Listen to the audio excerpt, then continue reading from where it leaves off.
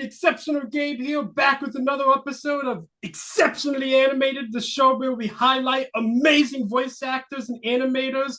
And today I've got the legendary Michael Dobson. Thank you for joining us today.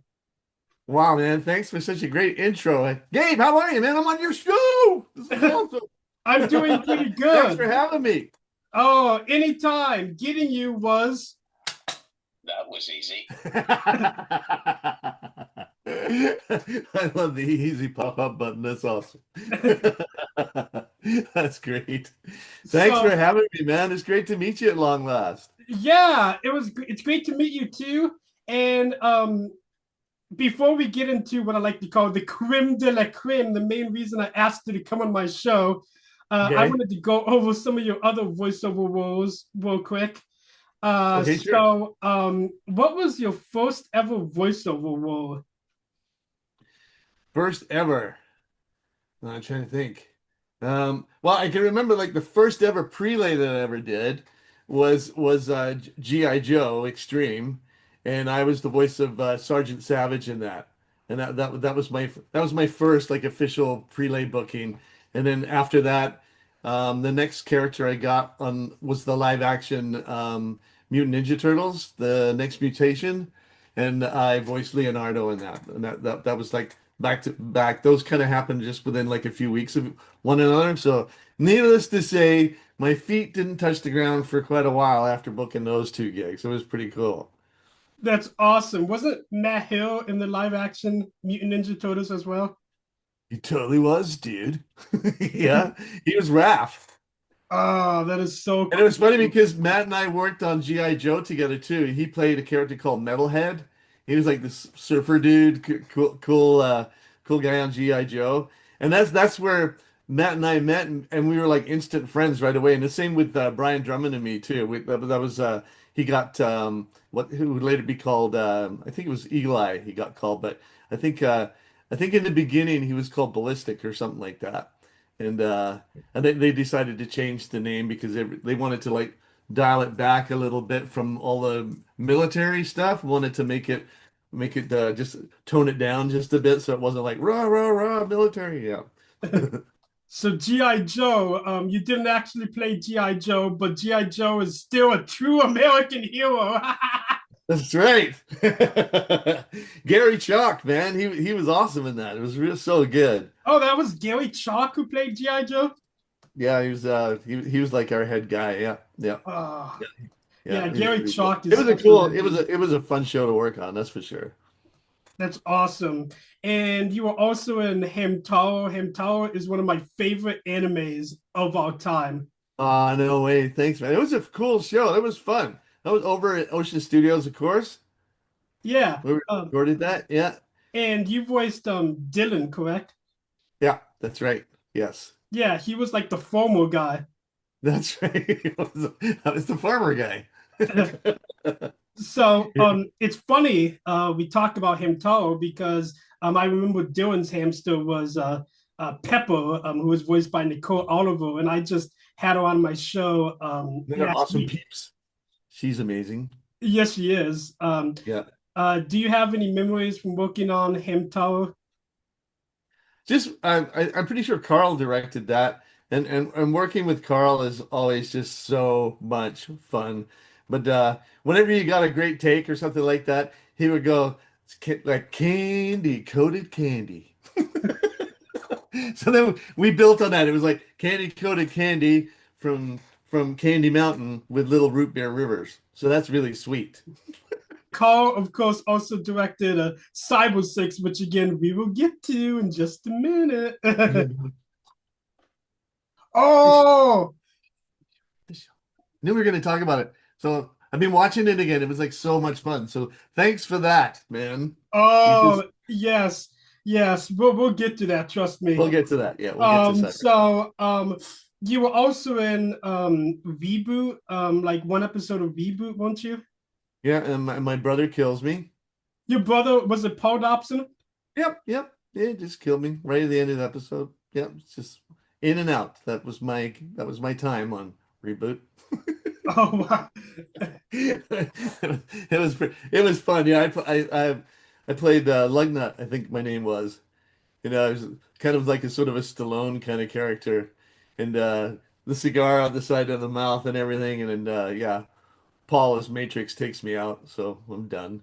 Yeah, Reboot was a cool show. It was the first computer animated show made for television, and I believe it was this like one of the first shows to star legendary Kathleen Ball and Ian James Collette. Right. Yeah. Yeah. Yeah. Yeah. So, Incredible talents. Yeah, for sure. Yeah, both those. and another show you were in, you were also in. Do you remember the show Generation O? That's more of an obscure show. Wow, the title sounds really familiar. Generation O. Did I play something in that? Was I Yeah, you voiced, I believe, like various characters throughout the show. You didn't voice any of the main characters, but the show was about this like 8-year-old girl who had her own rock band. She was voiced by Chantel Strand. Uh, Oh, cool. and it was a pretty good show. Her brother was voiced by Matt Hill. You also had Scott McNeil and Tabitha St. Germain. And it was based off an actual band called Letters to Cleo. Uh, Oh, that's sounding familiar. Yeah. so it only lasted for 13 episodes. For whatever reason, it didn't catch on, but it's another show I highly recommend looking up. It's a pretty decent show. I have to check it out.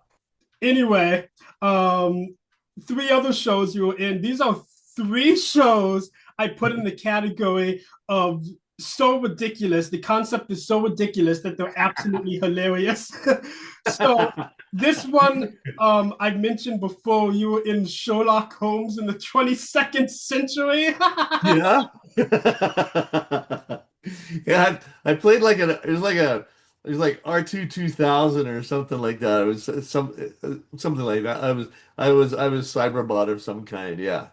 Yeah. Yeah, and I believe your brother Paul was in that show as well.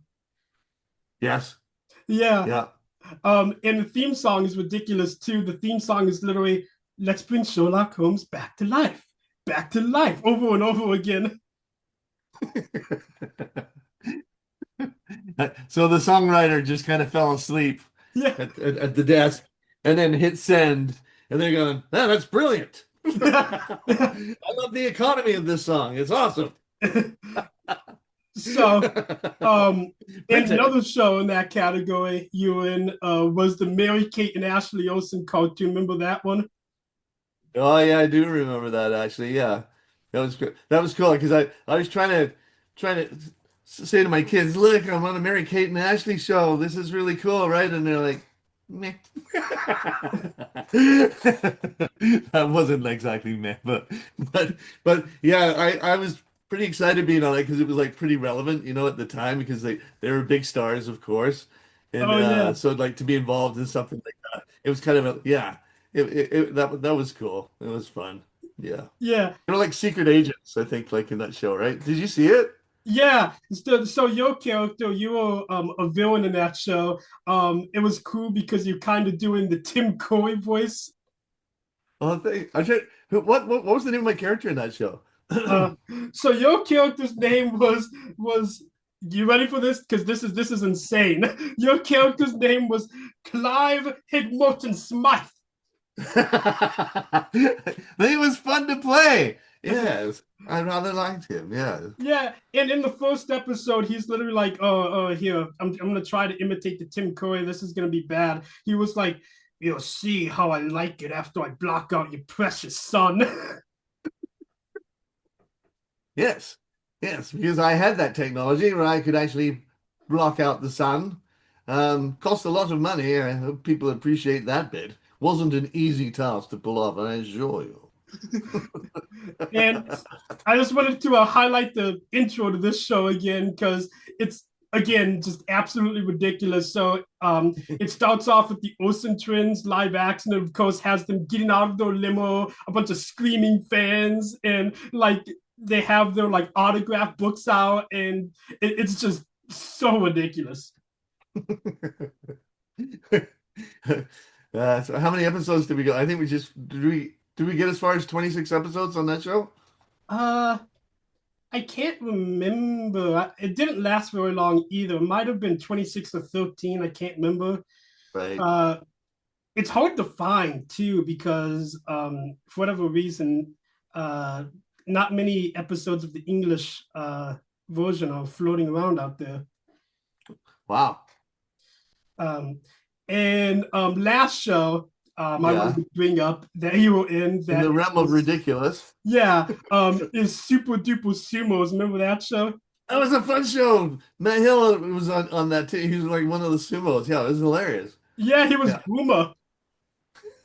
You know who's the Peter Clemens played, wasn't that the one with Stinger in it? The Yeah, whenever Peter Clemens would start doing his line, and of course I've read the script like we all have, right? We prep before the show and stuff, but he'd get me every time. As soon as he step up to the mic and start voicing Stinger, I'd just be holding my sides because it was just so funny. He just was just so it was like one of my most favorite characters that Peter Columbus ever played. It was just like Stinger was just so hilarious, and Peter's comedic timing on that show, it was, he just nailed it take after take, and he without fail could just bring something new, like take after take after take. Like he could say the same line over like 5 or 6 times, and he would find a different way of doing it and just make it hysterical every time. But I'm not saying that Peter had 5 or 6 takes because he nailed it take for take, like boom boom. But man, it was hard because I'd be sitting next to him and I'd literally be trying to hide down like this and he's just laughing, so I have tears coming down my face because he's just so funny. It was just one of the best characters ever. It was awesome. Yeah. So whenever I hear Dr. Stinger's voice, I immediately think of Wolf because I hear Wolf trying to escape his voice from Ed and Eddie since they're both voiced by Peter Kalamis, of course. That's right. Yeah, yeah, yeah, yeah. Um, Peter's a funny guy, man. It was pretty. I laughed just thinking about that. It was awesome. Yeah, yeah. so That was a fun show to work on. Though we did have a laugh on that show. That was good. It was like yeah, I was kind of sad that for whatever reason it didn't get the traction. I know, like what you said was really ridiculous, but it was funny because wasn't there Khan was in that too. I think I played that character as well, didn't I? Like that genie kind of guy was that was in, yeah, I think that was in that show too. yeah. He played two of the villains at Bad Ink. By the way, very creative name. It was Bad Ink where you guys worked at. Yeah. So So what about that, Gabe? Sometimes stating the obvious is cool. Sometimes, so maybe not in this case, but sometimes. yeah, so the two characters you voiced, one was Billy Swift, and That's right. the other one, I'm trying to He's like, think. yes, Miss Mister. That remember? I think he used to call her, yes, Miss Mister. Like, yes, Miss Mister. Yes, Whenever yes, at the boardroom meetings, yeah, whenever they were discussing their evil, nefarious plans, yes. yeah. But the genie guy, he was inside the lady's necklace, I think. Um, Yeah. I forgot his name. Do you remember his name? I think it was Khan. I think it was Khan. Yeah. I think Now I've got to look it up real quick you gotta because look it up now. Yeah, I'm trying to remember the voice I did from. I think he was something like he was really old. That's all I think he was something like this. Like kind of crackly and because he was okay, so ancient, right? Yeah. I figured it out. It was hopefully I'm pronouncing this correctly. It was Genius Fingers. There you go. Yes. Yeah. Yeah. Yeah. You nailed it. Yeah. But another thing about that show, I remember the sumo's cousin was voiced by Chantel Strand. She was awesome in that show too. She's awesome, period. Yeah, she's really good. Yeah. Yeah. So, do you have any other memories of working on that show? Other than the fact that I laughed a lot and probably ruined a few of Peter's takes because I was laughing so hard, but now we had fun. It was like I said, like you nailed it too by saying that it was really out there and ridiculous because it really was. But I thought that was part of its charm was Yeah, the was the fact that it was just ridiculous that way. Yeah, Because I don't know, maybe the parents didn't like all the butt jokes. Maybe that's what it was. Because yeah. there There was a lot was of butt there was jokes. like a Yeah. butt joke in like every single episode, and like close-ups of their butts. Yeah, yeah. And it was a little disturbing sometimes with the animated butts and stuff. Yeah, it was just so not the kind of show that you probably want to eat breakfast or lunch or dinner watching. Maybe no. Oh yeah, especially this one episode that always stuck out to me. There was this one episode where the three sumos they were fighting over like this bowl of like they called it like the great chocolatey something, and it was basically it looked like poop. Basically, it was disgusting. Again, yeah, probably another tick against the show, as the parents are like, nope, my kids aren't watching that. There you go. I think after it was like canceled out here, I did, because I'm originally from the UK, so my relatives told me that it was playing over there. It played there for a while, so I don't know. Yeah, Nickelodeon, the era Nickelodeon over here. Oh, what did it? Yeah. Yeah. Um, and I will say I really like the animation style because the animation was, I believe, it was directed by Pat Ventura, who is a really talented animator. I love a lot of his work, and the animation style is really cool. Uh, so all three of these shows I just mentioned, one other thing, they were all done by Deacon Entertainment. And Deacon Entertainment is known for some of their very strange shows. Are they around still, Deke? I No, think so. unfortunately No? not. But they're a huge part of my childhood. They're probably one of my favorite animation companies because I grew up with so many of those shows. Oh, that's cool. That's cool. So apart from the fact that they were completely ridiculous and were really out there, um, yeah, they had a certain amount of appeal. Mhm. I thought they were fun. Mhm. Yeah, so many of those shows, I grew up with, like they did Madeline, for example. Oh yeah, that show won an Emmy, I think. I think Yeah, Madeline won. and Yeah. Andrea Libman, that was one of her first shows, I believe. Ah, another awesome person. She's Mhm. great. Yeah. Um, anyway, so moving on. All Um, right. I see your shirt right there, so I got to bring it up. You and Dragon Ball Z, of course. Saying. Just saying, brother.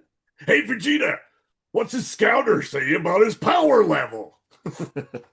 So I was gonna say, Dragon Ball Z was probably one of your favorite shows to work on. I bet. It was it was a lot of fun to work on, but I think like everybody else said too, that there was many times when I was driving home after a session at Ocean, thinking, I wonder if I should just stop in at the ER and just get a CT scan of my brain before I head home because my brain just felt like perpetual brain freeze afterwards from like all that. When you're doing that for a prolonged period of time, after a while, it's just like, oh, your brain. Like I would literally go home and look at my wife and just go, like my brain literally hurts right now. Like it's just sore. The frontal lobe of my brain from all that air just being bottled up in your head when you're going, you're doing all this stuff. Yeah, yeah. I was really surprised that I dodged an aneurysm with that show because it was extreme, man. It was extreme. It was crazy because it's ADR, which is, matching the flaps on screen, right? The Yeah, mouth flaps. yeah, So, when, especially when when I was on planet Earth and ripping, when Nappa was down there and ripping everything apart, like there's extremely long like action sequences for that, where he's like tearing apart a jet and then he's down hammering on a building and like all this stuff was going on, and it would just go on and on and on, and you're going, I need air. I need more air. And you're in a booth, right? So it's heating up in there too. So you're hot, you're running out of air, your brain's on fire. Your eyes feel like they're bubbling out of your head. And it was just like, yeah, not just me, like everybody that had those kind of sequences experienced that same sort of thing. It was just kind of like, wow. it was heavy duty, man. It was like that was you worked when you worked on that show. But it was a riot though. It was fun because the show as you can you know, it was so coolly animated and the characters were amazing. The storyline was great. It was a real honor and a pleasure like to work on something as iconic as that. It was funny too because I think at the time when we worked on it, um, I don't think any of us realized like how iconic Dragon Ball would become. I mean, we knew it was something special for sure when we were working on it, but to see it go global like that, like literally, like you know, there's Dragon Ball Z fans like all over the world. I mean, that's pretty darn cool. That's like Mhm. that, and to see people like cosplay the characters and things like that too. I mean, that's a real testament to how cool the show is and like how strong the fan base is for something like that. So yeah, it's pretty amazing. Very, very Mhm. cool. And Yeah. of course, I have to bring up one of the best moments in the entire show, the ever classic over 9,000. Yeah, Brian Drummond. Yeah, got the line, the most quoted line probably from all the Dragon Ball series. Yeah, by far. That was again I actually haven't had that conversation with Brian and asked him, but you know there was this cool moment where we were both at a convention and Brian and I decided to go for a walk, like just to get out, just get some air and stuff, you know, from the huge convention center. And we were walking around, and it was beautiful out, beautiful sunny day and everything. And as we turned the corner, we saw we saw somebody dressed as Vegeta and as Nappa out on and there was all these people standing around, and they were going to recreate the 9,000 scene. And Brian and I were standing there, and we were having this conversation. And Brian says to me, "Do you think we should just go over and like freak them all out and like do the voices?" And we're watching and went, "Yeah, we gotta go. We gotta just go over there and just say hi at least."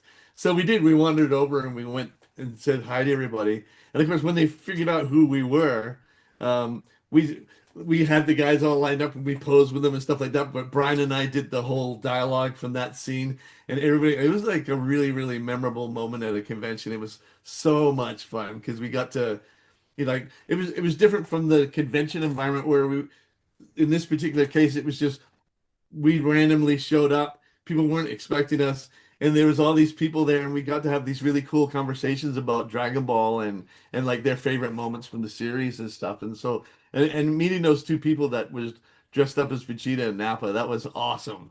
And we had our pictures taken with them and everything afterwards. But yeah, I always find that Dragon Ball fans are so cool, man. It's just like the nicest, like really coolest people.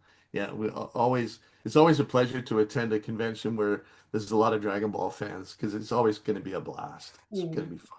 Yeah. And of course, Goku was voiced by the legend Ian James Collette, and I believe Yeah. later on in the show, wasn't he replaced by Peter Kalamis? I don't know. Did that happen? Yeah, I think Peter Kalamis voiced Goku in the Oh, maybe because Ian probably had moved to the States during that time. Maybe that's what happened. I don't know. Maybe it coincided with that. yeah, Maybe Ian wasn't available. Yeah. that might be. But yeah, Dragon Ball Z is just an incredible anime. Honestly, I'm not even really into anime. I'll be honest. I know it's a huge shock, but Dragon Ball Z is one of the few I've seen, and it's really good. And you've done like 10 seasons of that show, didn't you? Of Dragon Ball? Yeah, I know it was a lot. Was it 10 seasons? That sounds like a lot, but I don't know. Um, you're the expert on this stuff. Like you know more about the stats than I do, which is awesome. I should get your number and just call you on that. Gabe, what have I worked on? Tell me. I'm in this situation right now and I need some info. Because man, I'm really impressed with the amount of research that you do and the amount of knowledge that you have on this. It's just incredible. Yeah, kudos to you, my friend. I truly appreciate it. Because now you ready for this? So Yeah. I just mentioned Dragon Ball. Now we're going into the obscure zone again. So you were Yep, in skills zone. Yeah. You were in a preschool show called Naughty. Remember that show? You voiced Big Ears. Yeah, I do. I played beers. Yes. You know what's funny about Naughty is when I was a kid growing up in the UK, I had Naughty curtains in my bedroom with big ears and Naughty on the curtains. And so when I got to audition for the show, I wanted to be a part of it so badly because my kids were really little at the time. And I thought, how cool would that be? Like, because I used to watch Naughty when I was a kid in England, and it was like one of my favorite TV shows. And then I got to share that with my kids, but me playing characters in this particular version, and that was yeah, that was a really kind of full circle moment for me. It was working on Naughty. It was like, yeah, Make Way for Naughty was the name of the show, right? Yeah, Make Way for Naughty. One of my personal favorite adaptations of the Naughty franchise. You ever seen the Naughty Shop? It used the Toronto cast, and it had these like wraparound segments using different puppetry and live action, and then it kind of transitioned into the actual Naughty stories. And this was when Naughty was like stop motion before they had the CGI and Make Way for Naughty. You ever seen that version? Wow, no, but it sounds really incredible. Sounds like a huge amount of work went into that. Yeah, Wow. look it up. The Naughty Shop. It was done by the same guy who made Shining Time Station, who brought Thomas the Tank Engine to the Oh, okay, that I'm familiar with. The Thomas the Train, like books and series. Yeah, that's crazy. yeah. Wow. So it's a really cool show. It was very obscure for the longest time, but recently, the creator actually uploaded the entire show on his YouTube channel, which is awesome. Oh, what I gotta look that up. What's the YouTube channel called, Gabe? Uh, I don't know. The creator's name is Rick Sigoko, but I believe if you just look up the Naughty Shop on YouTube, you can find a playlist of all the episodes. Um, Also, want to hear something else crazy about the Naughty Shop? This was Yeah. actually no joke. This was Michael Cera's first ever role in the industry. Who's say that name again? Sorry, I didn't catch it. Michael Cera, you know Michael. Oh, nope. Okay, yeah, Michael Cera is like a big name actor. He was in like Arrested Development and all these different shows. Okay, very cool. Yeah, but it's a really cool show. I highly recommend checking it out. But I grew up with Make Way for Naughty as well. Like you had Tabitha St. Germain in that show too, and I believe David Kay voiced Naughty, if I'm not mistaken. Oh, that's right. Yeah, young David. Oh man, I forgot about that. Yeah, David was just a kid then. Wow, because like now I see him, he's a man and all grown up and doing like adulting stuff. But I forgot. He impressed the crap out of me, I gotta say. Like when he came on the show as Naughty, wow, man. I mean, I can't imagine the amount of pressure being the star of the show, right? Mhm. There's that, right? Like, and he handled it like a true pro, man. He was, and like, what a nice kid. Like, he just loved him right away. He had a great energy about him. He was like so um prepped and everything when he came in. Like, he did his homework before he came in to voice the show, and yeah, he was just amazing. I just remember just looking at him going, wow, like you're incredible, dude. Like yeah, because for being that young and having all that pressure on you, I mean, he just handled it like a champ. Yeah, and still to this day, he's one of these people that works really, really, really incredibly hard at his craft, like constantly. Like it's a 24/7 thing for him. Yeah, he's a great guy, man. I can't say enough good things about David. He's a cool guy. Anyway, now let's hop into another anime. uh, Okay. I'm in were another you in anime. Inuyasha?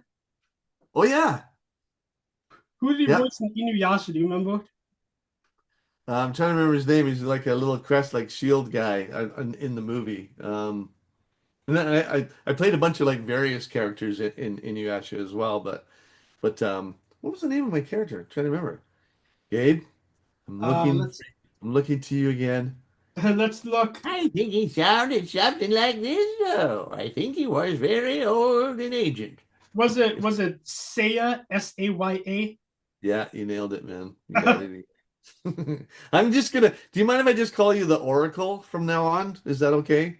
Because you're like the omnipresent ball of knowledge that you are. It's just like it's like Gabe the Oracle. Yes. That's why I need to get like a little plaque for my wall that just says cartoon historian on it. Exactly. Yeah, it's impressive, man. Wow, that's very cool. So Yes. Yeah, I played Seiya. Yes, in Inuyasha. Yes, I think he was on a sword. Do believe like he was like the crest on a sword. I think. but yeah, Inuyasha was another great anime. Again, you had great voice actors like Saffron Henderson was in that show. Yeah. Um, and Awesome. Joey Michaels was in that show. Yeah. Um, and Rebecca. And Rebecca's just fantastic. Soche? Is that Yeah, Soche? Yeah. Yeah. Yeah. yeah. Yeah. That,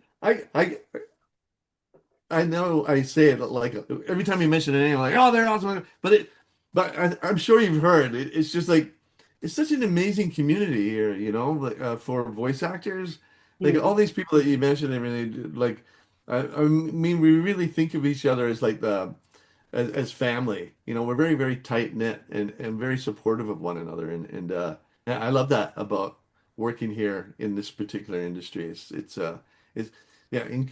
Like the amount of like incredibly talented people. It's mind blowing. It's pretty Mhm. cool. Yeah. I will say Vancouver definitely has some of my favorite voice actors in the industry. I'm going to be honest with you. Yeah. Thanks, Gabe. Appreciate that. That's a lot coming from you, man. I appreciate that. Thank you. So, another show you're in. Remember the show Edgar and Ellen? Oh yeah. Yes. Yeah. I'm trying to remember who I played in that because that was like they were like two like little kind of ghoulish characters, right? It was Yeah, it's kind of in the vein of like the Addams Family and that kind of genre. Yeah. yeah. So, I can't remember which one. I think Kathleen Ball voiced Edgar, and Ellen was voiced by Joey Michaels, if I'm not mistaken. Right. I think I played a talent agent or something like that in one of the episodes. Yes, yes. That sounds familiar. That's another underrated show. I remember what that was also on Nickelodeon back in the day. Um, Yeah, it was fun. Like it was like one of those really fast moving comedic shows. It was good, really good. mhm. And another show you were in the show Being Ian, which was Ian James Colette's cartoon. Yeah, wow, that was mind blowing. That he wrote all the episodes and put all the series together and the character design I mean, talk about and again, right? Like, he's also a drummer and like he's just yeah. There's so many facets to Ian, other than just being a really super awesome, nice guy. Yeah, Mhm. he's some fun to work with. Yeah, Uh, very talented.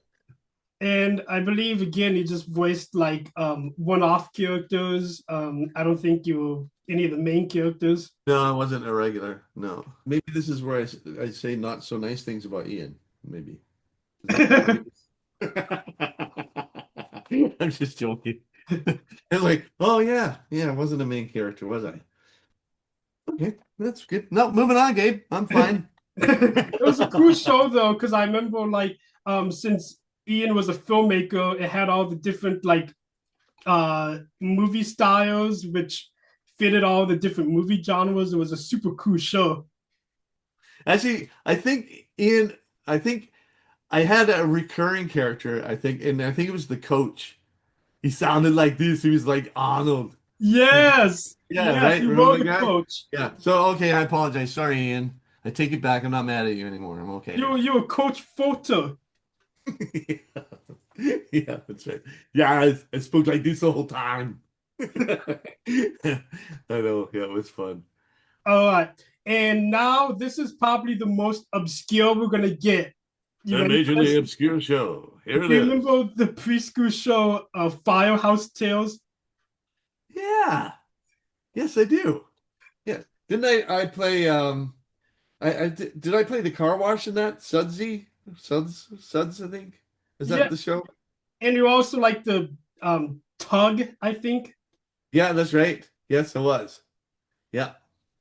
So what always stuck out to me about that show, I remember the male character. She was voiced by Ellen Kennedy, um, Okay, yeah. Yeah. and her character was super stuck up and sort of tyrannical, and it was super funny to watch. That was a cute show. It was I'm trying to think where it aired because I don't remember seeing a lot of episodes from that show. So Um it aired, to answer your question, it aired here yeah. in the US on Cartoon Network. Uh, it was a Cartoon Network original series, but unfortunately, again, it just didn't catch on. Yeah. Like none of the preschool shows Cartoon Network experimented with back in the day caught on for whatever reason. Wow. I wonder just maybe that just wasn't part of the demographic as far as like um a channel that a lot of like younger kids watch as opposed to like someone like Knowledge Network or something like that which does have a lot of preschool kind of shows on it. So Yeah. I For don't know, I'm just example, guessing. if you look back here on my shelf, this right here is from another obscure Cartoon Network preschool show called Harry and His Bucket Full of Dinosaurs. I don't know if you remember that show.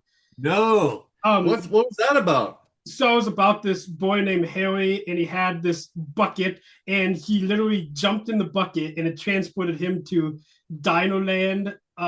It was a super cute show. That show used a Toronto-based cast, Right? but it's just another show, that didn't catch on. But what a cool premise though. That's a cool premise. That's pretty good. You like jump in a bucket and I wonder how many kids were like trying to like jumped into a bucket and was hoping that they were going to be transported to Dino World. I That'd be crazy. know. Um, Yeah. that's another show I highly recommend looking up if you get a chance. Was it called Harry and what? And his bucket full of dinosaurs. And his, oh, that's really cool. Because this was the show that always aired alongside Firehouse Tales on Cartoon Network back in the day. Oh, wow.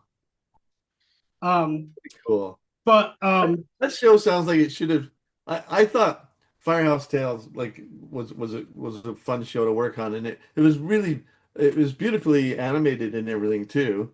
Yeah, it's kind of a shame that because I mean it was all these shows were great about basically being kind to one another, sharing things like all the things that you know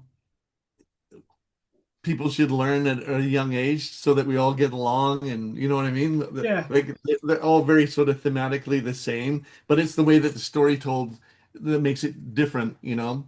And kudos to the writers who come up with this stuff because you're constantly trying to change that story arc so that it's you're not feeling like you're watching the same show over and over again, right? But so yeah, it's cool. um, and what you said about the show being beautifully animated, it definitely was beautifully animated because what was cool about Firehouse Tales, the trucks were like animated in 3D, but all of the backgrounds and the human characters were 2D, and they were animated in like the traditional Warner Brothers animation style because it was done by Warner Brothers, and it just looked super cool. Yeah, yeah, I agree. And thinking of Warner Brothers, you were also in one of my favorite shows. You ready? Yeah. Crypto the Super Dog. I was Bulldog. Yeah, I remember that show. It was a lot of fun to work on that, wasn't it? Yeah. Yeah, Bulldog. That was fun. Yeah, that was really cool to work on a Warner Brothers series like that. Yeah. Yeah. So how did that show do, Gabe? How did that go? Because um Vincent was the um Sam Vincent was the was Super Dog on that show. He was Mhm. awesome as that. It, Yeah. it was such a cool show. It actually did very well over here. I think it still airs till this day, if I'm not mistaken. But it's such a good show. I remember you had Streaks the Cat, who I believe Brian Drummond voiced Streaks the Cat. Right. And there was Bear Hound, who was Scott McNeil, of course. Yeah. Um, Love Scotty. there was Ellen Kennedy's character. She was in that show too. And there was Kelly Sheridan was in that show. That's right, Kelly. Yeah. So just an amazing cast, and such a super cool show. What were some of your favorite memories from that show? I always remember like we all waited for Sam because Sam had that intro that he did for every episode. Mm-hmm. And so everybody kind of looked at Sam like he was like the captain of the team on that show. It was kind of fun because he was, of course, Super Dog. But his intro, which is kind of set the tone for the rest of us to jump in and do our thing. And it was yeah, it was that was what was kind of unique about working on that was, we'd have all our discussions and everything up front, and then it was time to settle down, and then it was like time for that first take, and it was kind of like, okay, so this is episode so and so so and so so and so, blah blah blah blah blah, take one, and Sam would just launch into his thing, and then it was just kind of like, here we go, folks, do another episode, and that was fun, yeah, just hearing Sam do his intro and then launching us into that episode, those episodes was, yeah, it was fun. It was good show to work on. Mm-hmm. And another show you were in was Powerpuff Girls Z. You voiced Mojo Jojo. How did Oh, it Jojo. feel voicing such a big named villain in one of the most popular cartoons at the time? It was it was really cool because, as you know, like this was like the anime version. I'm not sure of the history of the show. If that existed before and then the Americanized version, which it was incredible, by the way. I used to watch that Powerpuff Girls with my kids all the time because it was such a fun show, and the characters were way out there, and like the comedy in the show was just hilarious. It was good. So weirdly, what was interesting about playing Mojo Jojo, of course, was because it was already established.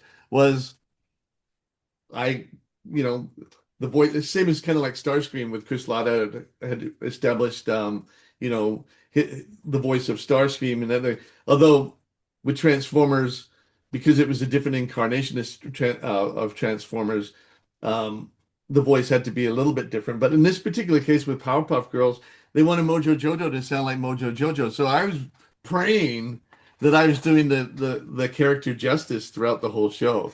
So yeah, but I had a great deal of fun playing that guy.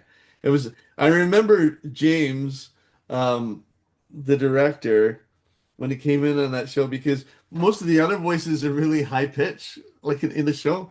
And I just remember he welcomed me coming in doing Mojo Jojo because it was a break, like a refreshing break for his ears to look, not to have such a piercing sound in the studio because he was just going, oh, it was fun. I know he loved working on the show, but yeah, playing Mojo Jojo was just, yeah.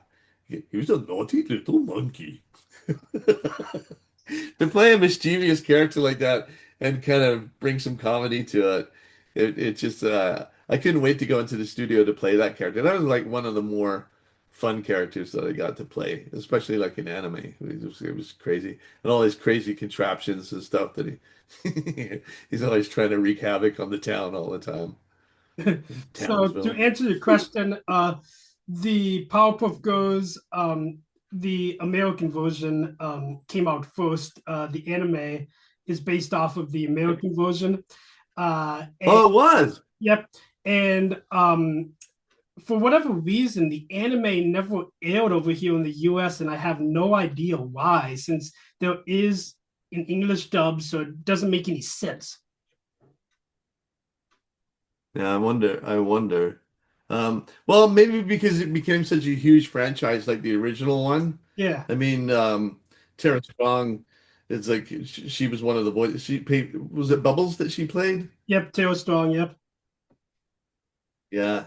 Um, yeah, like I mean, the work that they did on that original series was just phenomenal. I mean, I loved the animation. I loved the performances in the show. The stories were great, always fun, very imaginative, and it was. Am I right in saying this? Dexter's Lab, that was kind of like a spin-off or like associated with Powerpuff Girls, was it not? Well, so that came out before the Powerpuff Girls. Dexter's Lab. The creator Craig McCracken also worked on Dexter's Lab, and I believe it shared a lot of the same animators. Right, because it looked very similar, right? Yep, yep. Yeah, that's cool, man. So another show. I'm not sure if you're in this show, but I know your brother Paul was in this show. Do you remember the show 321 Penguins? Yeah. Paul played Kevin, right? Wasn't it Kevin? The character that he played was the penguin that he. No, so Paul voiced Midger. Kevin was voiced by Michael Donovan. Oh, okay. But were you in that show at all? Like any? Yeah, I think I played some guest parts on 321 Penguin. Yes. Yeah. I did Yeah. work on it. Yeah. Um, I can't remember who I played on that show though. that was another favorite show of mine as a kid because it was such a fun show, and it was also a Christian show. But unlike other Christian shows, they didn't shove the hose down your throat. And it was actually just a very fun show. Had a lot of good moves for kids again. And again, the voice cast was amazing. It was done by the same creators who did VeggieTales. You ever seen VeggieTales? Yeah, yeah. Very well done. Yeah, Mhm. excellent show. Yeah. So, yeah, And that became a big phenomenon too. I think there was a lot of merchandise sold from VeggieTales, right? If I yep. remember correctly. Yeah, yeah. It was a Sadly, very 51 successful show. Penguins didn't catch on like VeggieTales did, which is a shame because it's a really good show. Yeah. Yeah. Yeah. 321. I thought the story and everything was really cool. hmm Yeah. Um, and I remember Cleo Collette was in that show. Ellen Kennedy was in that show.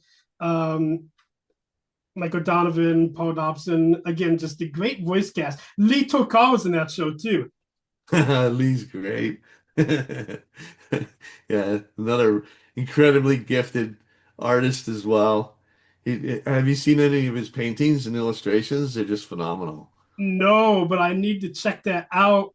Yeah, you got to check him out. Yeah, yeah. Lee Tokar. Yeah, just an incredible artist. Yeah. And moving along, Moving along. this is another favorite show of mine. You were in Puka. Oh, yeah, I was one of the uncles. Was I Uncle Ho back then? Yes. Yes, yeah. Yeah, yeah, Puka. And it was weird because that show, I don't know what happened. It was it was I felt that because the jokes when we were in the studio, there was this repartee, I should say, just amongst the cast, like it was firing just on all these cylinders. It was really quick, kind of slapstick, and the timing just didn't kind of, for some whatever reason, I don't know why, didn't translate in the actual finished animated episodes. When I watched it, it's just kind of like it felt the series felt different to what we remembered recording in the studio at the time. It was, yeah, I don't know what happened. Because I know, sadly, that was one of the shows we just went one season and then we were done, right? Yeah, that's definitely very interesting. It it was a really good show because I remember the uncles. They were ninjas with noodles. The noodles. I thought the animation was awesome on that show because it was all that really like high impact style like anime, you know what I mean? It was Yeah, just yeah, I there were so many great things about that show and yeah, I don't know why it just kind of went it's just kind of didn't didn't. I thought that would be one of the shows where um, it would also like because all the characters were so cool looking and everything. There was lots of stuff that you could create into merchandise, Yeah. and I thought that would be one of those shows where you see the action figures and stuff like in stores everywhere and everything, but yeah, it never happened. So Mhm. I don't know. And another show you were in, remember the show Tom and Jerry Tales? I do, and I remember when it came out because Tom and Jerry was huge in the UK when I was growing up. It was just like, adults loved it too. Like it was one of those that transcended through all the ages. Like a lot of Brits just really loved that series, Tom and Jerry. And so when it came up, I thought, oh wow, to be involved in something as iconic as that would be so much fun. But I didn't score any major characters on that. I think I was just in and out, just doing sort of various characters from time to time, but still an honor to have worked on it for sure. Hmm. And we got one more show before we get One more. one more before we get to the creme de la creme, as I like to call it. So Oh, yeah, I it's so saved, dark. I would say, the second biggest show for last. You were in Friendship is Magic. You were bulk biceps. Yeah, man. Yeah.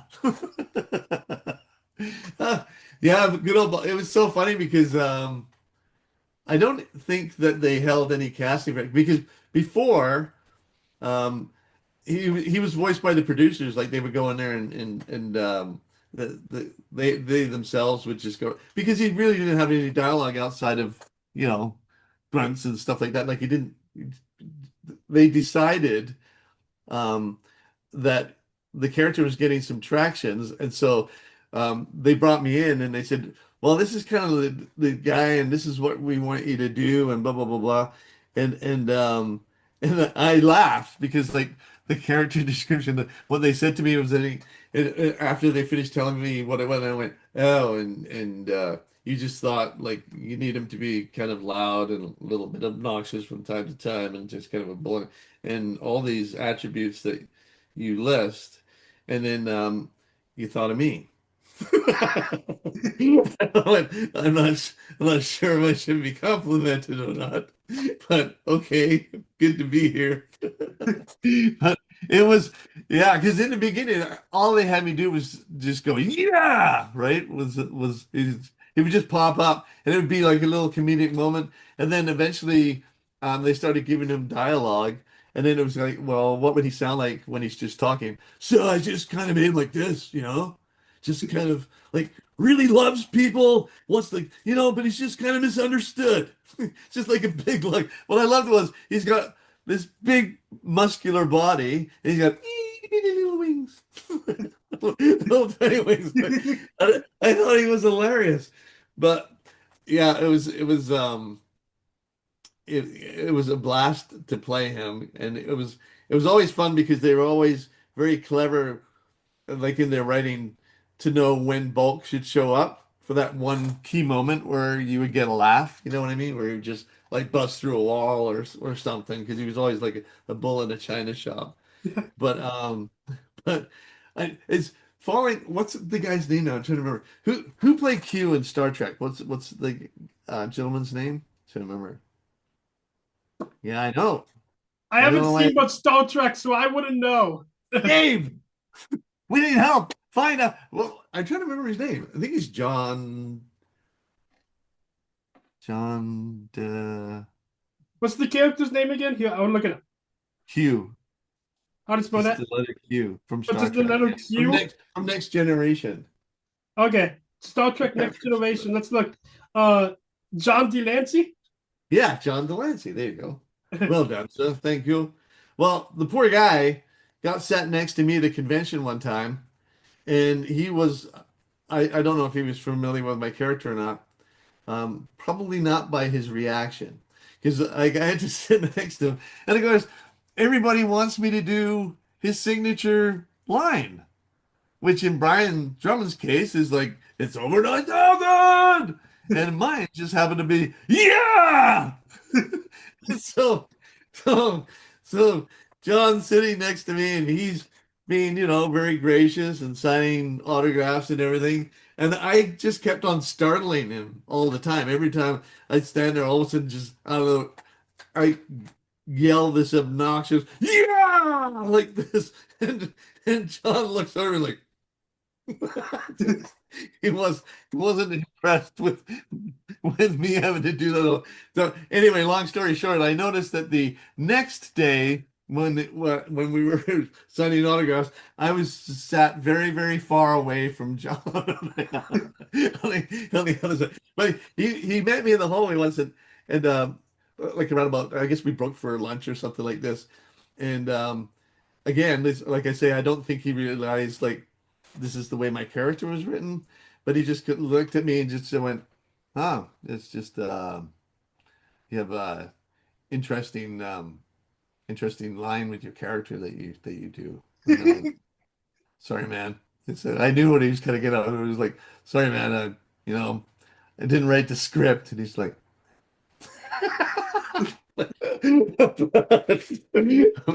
"Yes." So the next day, I was set far away from him. I enjoyed meeting him. It was really, really nice. And I was trying not to fanboy when I met him because I thought his character Q on Star Trek was just genius, like brilliant, such a great. So I was really excited to meet him. So I was kind of sad that my character kind of turned him off me a bit. So I was just like, well, I guess I won't be getting John's autograph after all. But but yeah, it was there's another year for you right there, right? Yeah. Yeah, Yeah. yeah. Book Biceps is one of the funniest characters in the entire show because he's freaking nuts. Like I remember the episode where he was like, "I'm having problems with my cutie mark," and he's like squeezed in this little shed with the cutie mark crusaders. That was a good episode. I remember that. I was laughing in the studio when I saw that in the script. It was just pretty funny. I thought that was very clever. Yeah. Everybody that worked on that show was great to work with all the way down the line. All the people, all the production people that were involved with My Little Pony. Yeah, we had a lot of fun working on that. It was pretty cool. It was cool to see again, that was another show that just bloomed into this like just this hugely recognized iconic series that again the message went around the world. I mean, there's My Little Pony fans all over the world, and it is cool because the message is about friendship and togetherness and all those things. So I mean, what a wonderful series to get that kind of traction and be that popular. Mm-hmm. And I believe Book Biceps also appeared in Equestria Goes, didn't he? Yeah, in the movie. Yep. Yes. Yes. Yeah. I played Dr. Cabaleron as well. He's the guy who talked like this. He was sort of a VHS. Yeah, I played him as well. A very talented artist. I wish I had it here to show you. It's over there and a bunch of stuff, but did some incredible artwork with my two characters, Dr. Cabaleron and Bulk together, like on a spy mission. And Bulk's wearing like they're both wearing like little lights, like miners lights on their forehead. And Bulk is upside down, and the other one's like looking up at it, like Dr. Caballero. Like, yeah, it was very, very imaginative and very, very cool piece of art that I was fortunate enough to get my hands on. They gifted it to me. It was very cool. That's awesome. All right, now it's time for Right. the big one. You ready? Now it's time for Cyber 6, the most underrated animated series of all time. Dun dun dun. It's upside Ladies and down. gentlemen. There we go. I showed you the Australian copy. That's why. Here, here's the one from America. There we go. Here's the American copy. And you see I have both. And the Australian copy. There we go. So that's explained.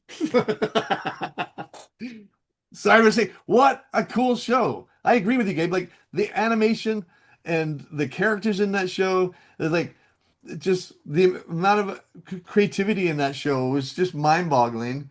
And and just Kathy Westlake is Cyber Six. She just knocks it out of the like way out of the ballpark. Like she's just such great performance, man. I think what I loved working on that show was the acting style, the performances in that show were more kind of dialed back. It was more leaning towards like live action, as opposed to like slapstick over the top comedy and stuff. Although the fixed ideas provided a lot of that kind of slapstick kind of comedic experience watching the show. But I mean, between Lucas and Cyber Six, their relationship, and like Julian and Jose and those characters, I mean, they're pretty grounded characters, really, like for an animated series. It was very cool. Did you have a favorite episode, like one that stood out to you after all these years? Well, I gotta say, because it was like, when does it ever happen? Like, well, I guess in anime it happens from like probably quite a bit where you have like a love story, but I think like the love story between Cyber Six and Lucas, and like when we finally get to the part in that series where Lucas and Cyber Six actually become an item, that kiss Yeah. that occurs, and yeah, I mean that was pretty pretty cool. I mean, that was a memorable time because that's scenes like that don't pop up in animation very often. You know what I mean? It was just to see that, because I thought what was so great about that story arc was, I mean, he at first there's the whole gender thing that factored into it too, right? Where Cyber Six playing a male teacher at the school, Yeah. right? And then that was like her undercover persona, and then later for him to discover that they're one of the same.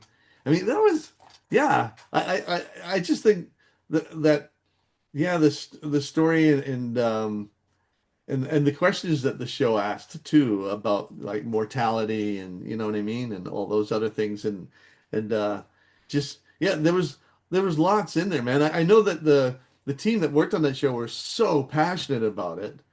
Um, just you know, a lot of energy and a huge amount of people. Like, I mean, that art style, the animation in that, just the way that they work with light and shadows in that series, it's just beautiful, really beautiful to look at, and just the the renderings of each one of the characters. Like, I mean, there were so many very, very unique signature styles to that show. Like, like Lucas's like the hair on people's arms and stuff. Mhm. Like they look like you got covered in French fries or something, Yeah.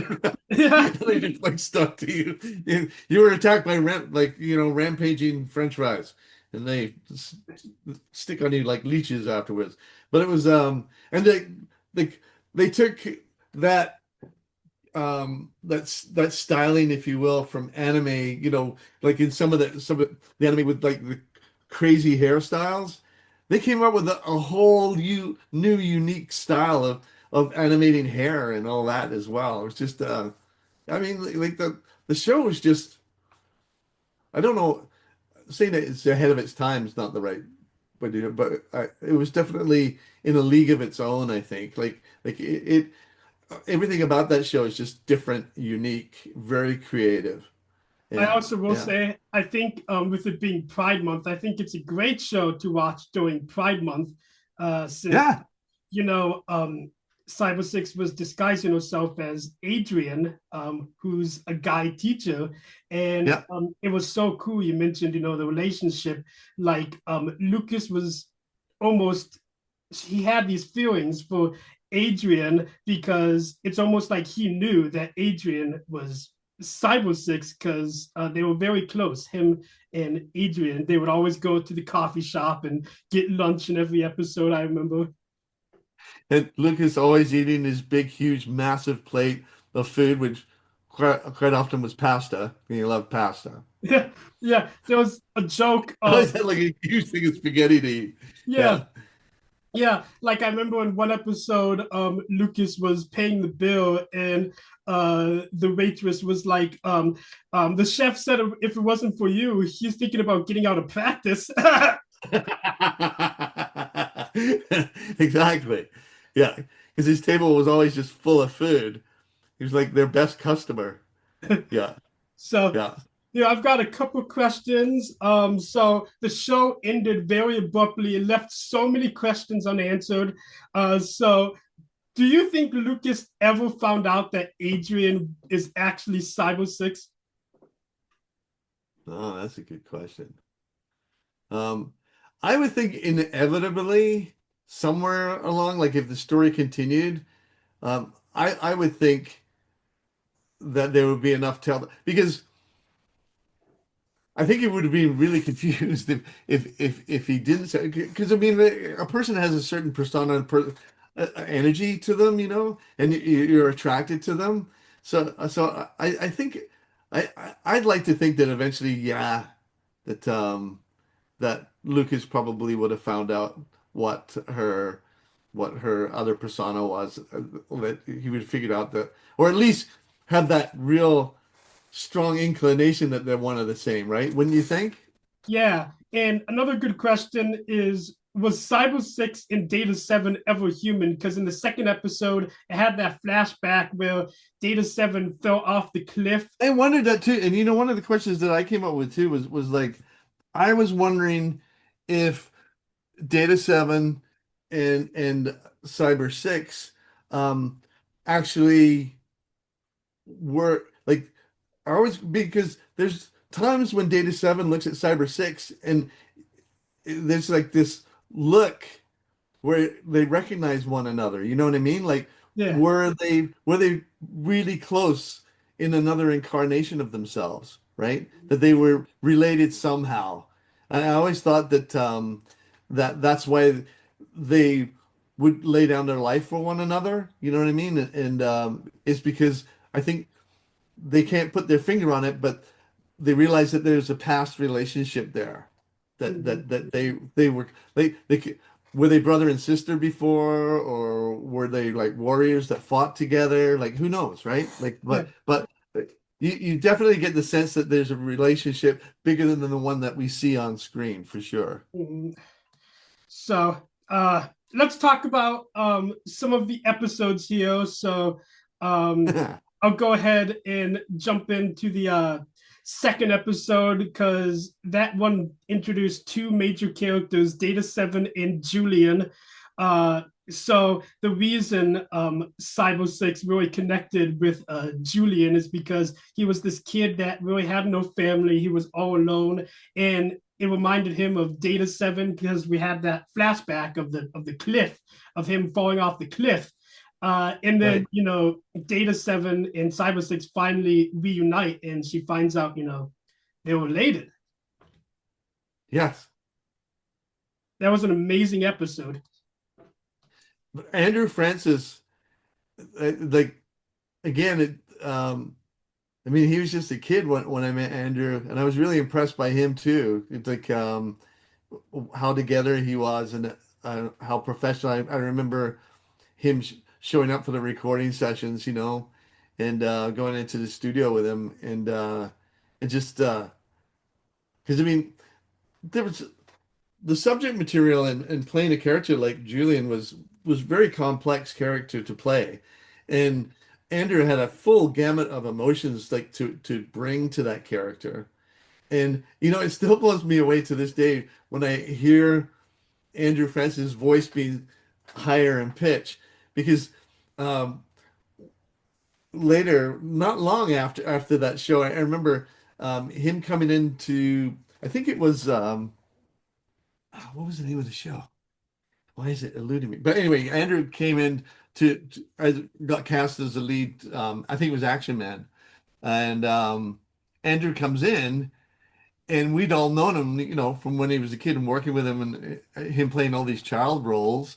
And then he steps up to the mic for his character that he's played in Action Man, and this huge, deep, rumbling voice just comes out, and we're like, When did this happen? How did it just happen like that? That was what was mind blowing about. All of a sudden, he just had this. We're just going, wow, that's impressive. And like, yeah, his range is just insane. It's just incredible. But yeah, that was Julian was a very well crafted and well acted um, character by Andrew Francis. He did an amazing job with that. hmm In the third episode, this is probably my favorite one. Von Richter gives Jose this mud pie, which Jose uses like the five fixed ideas to turn this mud pie into this huge villain known as Terra. And it's the saddest of all the episodes because Terra tries to steal Cyber Six's powers at least twice in the episode, and he can't do it. Taylor can't do it because Taylor, realizes that Cyber Six has, feelings. And the saddest part is at the end where they're trapped in the tower, it's on fire, and Taylor risks his life to put the fire out to save Cyber Six. Yeah, yeah, that was a really powerful episode. Mm-hmm. Yeah. And in the fourth episode, this is another favorite of mine. We meet Yashimoto. He has the detective agency. I think he was voiced by Brian Drummond, if I'm not mistaken. And Jose right. Kidnaps his sister, who is voiced by Shanto Strand. And he kidnaps Julian too. And it's, again, such a cool episode. Yashimoto is such a badass. It's so cool seeing all of his different techniques of trying to track down Cyber Six. Yes. Yeah. That's what I mean. It's just the creativity that went into that show. And like, think about how unique those stories are, right? Mm-hmm. And juggling around like the creation of all those different characters, to create those brilliant storylines. Yeah, it's just, and then again, getting back to it, it's like, it looks beautiful. Mm-hmm. The animation is just so amazing. Yeah. Mm-hmm. And then here, I'll go by them kind of fast. Fifth episode was the one with Loie. She was kidnapped, and if you remember, Loie would always flirt with Adrian, and she actually went to his apartment, and Adrian was in the Cyber Six costume, and she thought that Adrian had a girlfriend. Janice Judd voiced Loie in the cartoon. Yes. Incredible talent again. Sixth episode, Jose had the mind control of all the bluebirds. That was a very disturbing episode. Yes. Yeah.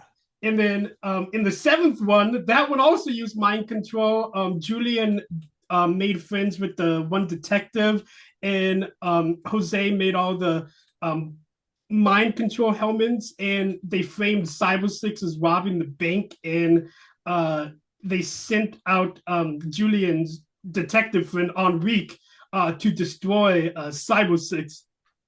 Yes, and then it was in like some security camera footage or something where they realized they had that headgear on, remember? And it was like that was the cause of the mind control. And then they realized like they weren't acting on their own accord, that they were being influenced in some way. So they weren't. So yeah. And then this was a super cool episode because this was a Lucas focused episode. There was the one where he turned into a werewolf. Remember that one? Yes. Yeah. I don't know how they did the way the hair came out, like the transformation of like Lucas turning into the werewolf. Yeah. That looked really cool. I don't know how long it took to animate that, but when you saw all the hair suddenly just come out of his skin, that was a cool shot. That was very cool. It was funny that when you talk about the flirting, that those scenes were hilarious because they'd always like with her character with the animation. Remember when they were sitting, Lucas, it was like a park or something eating, and he was with Adrian, and she comes over and flirts with him at the table, and then that's the first time you can see that Cyber Six / Adrian was a little bit jealous. Yeah. Right? Yeah. Anyway, yep. next episode, this one was also this is probably the most disturbing episode of the entire show. There was this giant eye which stole everyone's souls, including Lucas's, and Cyber Six was literally the only one left that didn't have her soul, stolen by this eye. Remember that episode? Yes. Yeah, vaguely. It's been a while since I've seen that one. Yeah. But to defeat the eye, they used liquid nitrogen because earlier in the episode, Lucas was teaching a class with liquid nitrogen, and she took the liquid nitrogen, froze the eye, and smashed it, and all of the souls went flying back into everyone's bodies. oh, that's brilliant. That's very brilliant. And then in the next episode, Jose, he had like the circus with all the robotic themed attractions and everything. And Adrian was telling Lucas not to go, and Adrian is literally like, "You wouldn't go if you were smoked."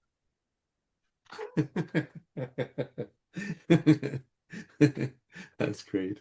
Yeah, because there was the poster, it literally had Jose's face on it, and like Lucas, he's seen Jose in the past, so that was a very funny line in my opinion. That was very clever. That was a good line. Yeah. And then the 12th episode, this episode was unique because this was the only one not to use Jose as the villain. It had Griselda, the Daylight Devil. Remember that episode? Vaguely. It's been a while since I've seen that one. And finally, to the finale. Crazy, only 13 episodes. That is a crime, serious crime. So there was the giant island that Von Richter used to destroy Meridiana. And Played by Terry Klassen. Yeah, Terry Klassen. Yep. Yeah. And this was cool because you finally got to see Cyber Six and Von Richter in person, fight each other in person. And Cyber Six and Data 7 basically risked their life to save everyone in Meridiana. And that leads us to our final question. Did Cyber 6 and Data 7 die in the last episode? Did they actually die? See, that's a really interesting question too, because can they die? Yeah. He's right. Can they die? Because they're obviously being reincarnated into these beings as well, right? Yeah. So would it come to I would say no, they don't die. Yeah. So clearly they wanted to tell more stories, but unfortunately, I believe one of the issues was it was a Teletoon show, and this was one of the most expensive shows, I believe, back in the day to make on Teletoon, and I don't believe they just could handle a show with that kind of budget back in the day. I would think, I mean, to me, when I look at it, I don't know the answer to this, but you probably do. Do you know if it was all classically animated? Was it drawn by hand? That's a good question. The animation studio was TMS. They're an iconic animation studio. I'm going to have to look more into that once we get finished. Okay. Yeah, I'd be interested to know because, I mean, I'm not surprised that it was an expensive show to produce by any means because it's just, it was so unique and in so many in so many different ways. But it was. I was shocked that it didn't come back because it was firing on all cylinders. The stories were great. It was different than anything else out there in its time, and it's just like you were saying earlier, it certainly deserved at least a second season, right? It's sad that it also has one of the best theme songs of all time. It's funny. I knew I had this interview with you today, and I was really excited and looking forward to it. The first thing that popped into my head was the Cyber 6 theme tune when I woke up this morning. It was playing in my head for at least a good half hour, 45 minutes. That was funny. Anyway, before we wrap it up here, I just wanted to say something else about Lucas's character. Lucas is probably my favorite character in the entire show because Lucas is just one of the friendliest characters you'll ever meet. He's such a great father figure, in my opinion. Like Lucas would always have the dad jokes and everything, and Yeah, that's right. he was such a great character. Can you still do the Lucas voice? Yeah, I can do the Lucas voice. Hey, Gabe, it's nice to meet you. How's things in your part of the world? Yes, that was amazing. And I love playing Lucas because he's just like all those things that you said. He's very laid back. Um, to meet him is to really meet him. Like he's just himself. You know, there's no um, pretenses with that him. You know, like all the things that you said. He's very fatherly. He's very loving. But he's very strong when he needs to be too.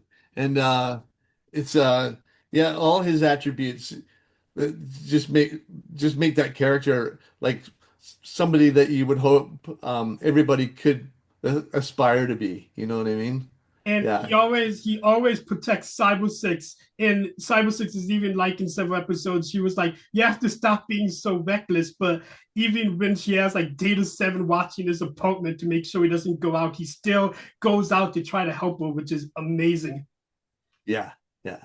Yeah. You can rely on him, right? Mhm. Like that character Lucas. Yeah, I I loved playing. That's why I said one of the things that I loved about working on that show was um, the amount of reality that we had to bring to those characters. You know, it was more like a live action show than it was. It's like cartoon, like a cartoon, if you will. I hate using the word cartoon, but you know, in most animated series a lot of times the characters are exaggerated somewhat. But what I loved about that was especially, well, with the whole cast, like we all kept it within that realm of reality, you know? yeah. And I just wanted to say, Kathy Reslock in that show was amazing as well. She is She's actually brilliant. someone I just highly look up to, and I hope to get her on my show sometime as well because she's I amazing. hope you do. Yeah, we Kathy and I have been friends forever. Um, and she's it was so easy doing all those scenes because um we're such good friends and playing Cyber Six and Lucas and the relationship that was between the two of them, it was just so easy with her, with Kathy. Because she is all those things too. She like in real life, like Kathy's just a very warm, down to earth, wonderful person, very caring. She's great. She's an incredible like empath. Like she senses you know, people and their feelings. She's just good peeps, man. She's just, I don't know if you follow her on Instagram, but um, all her posts are usually like taking in nature I and know, she, yes. yeah, right? Yeah. Maybe you can help me get her on my show. I would be more than happy to try it because I'm sure she would love to be on your show. So, anyway, we'll go ahead and wrap it up. But thank you so much for taking the time to be on my show, Michael. You're truly an incredible human being, and you are just a legend in voiceover. I'm pretty humbled by that. Thank you, Gabe. And you, my friend, what a joy it is to meet you. And like, you're just an incredibly talented guy. And I love how warm you are and friendly and how you are with like being prepared with all your questions that you have. And you're a total pro, man. Like you really are. And when you reached out to me and asked me to come onto your show. I left it at like you made it easy because you're just such a great guy. So you know I it's wonderful to meet great warm wonderful people like you and thank you for all like your support and all your kind words. All Yeah, right, I will stay in touch, Michael. You have a great rest of please your keep day, in touch. okay? All You right, too, man. Thank you for bye. the pleasure. I appreciate it. Bye. Take care. Bye.